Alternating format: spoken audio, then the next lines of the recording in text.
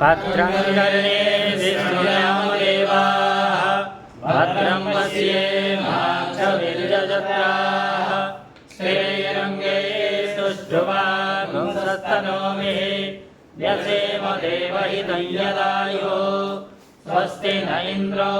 वृद्धश्रवाः स्वस्ति न पूषा विश्ववेदाः स्वस्ति नस्तार्क्ष्यो अरिष्टनेमिः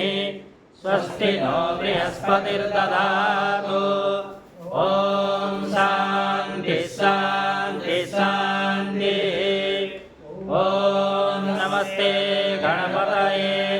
त्वमेव प्रत्यक्षं तत्त्वमसि त्वमेव केवलं कर्तासि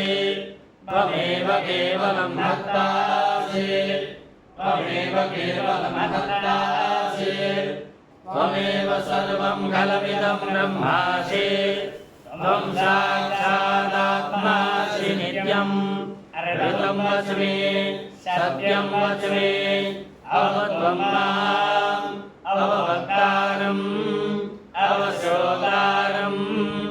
अवदातारम् अवदातारम्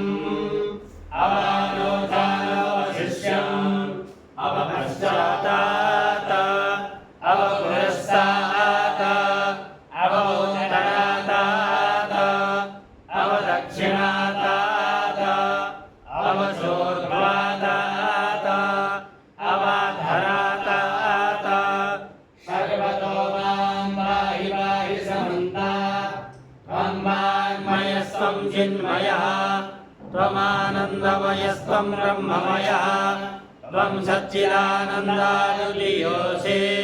त्वं प्रत्यक्षं ब्रह्मासि त्वं ज्ञानमयो विज्ञानमयोऽसि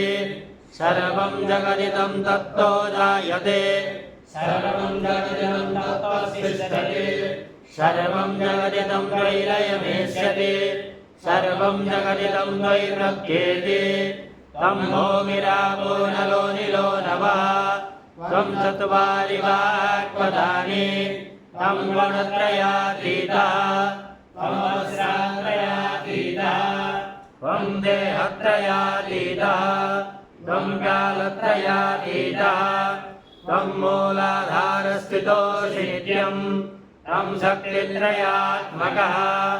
त्वां योगिनो ध्यायन्ति नित्यम् त्वं ब्रह्मा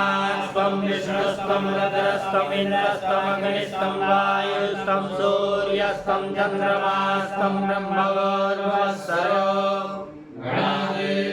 गणादेवोर्वमुच्चार्य गणादेवस्तदनन्तरम् अनुस्वारः परतरः अर्थेन्द्रदुष्टं तारेण रुद्धम् एतत्त्वमनस्सरूपां ककारपूर्वरूपाम् अकारो मध्यमरूपाम् अनुस्वारशान्त्यरूपाम् विष्णुरुत्तररूपाम् नादसन्धानाम् संहिता सन्धिः सैषा गणेशविद्या गणकलिशे निजितगायत्री छन्दः श्रीमहागणपतिर्देवता ॐ गणपतये नमः एकदन्ताय विद्महे वक्रतुण्डाय धीमहि तन्नो दन्ति प्रचोदयात् एकदन्तं चतुर्हस्तं वासमङ्कुशधारिणं रदं च वरदं हस्ते बिभ्राणं मूषकपदं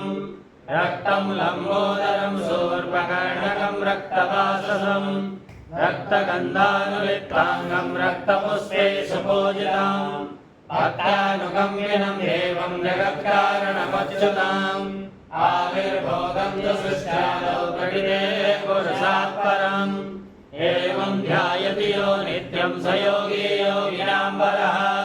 नमो व्रातपतये नमो गणपतये नमः प्रमदपतये नमस्ते अस्तु लम्बोदराय एकदन्ताय विघ्नविनाशिने शिवसुताय श्रीवरदमूर्तये नमः।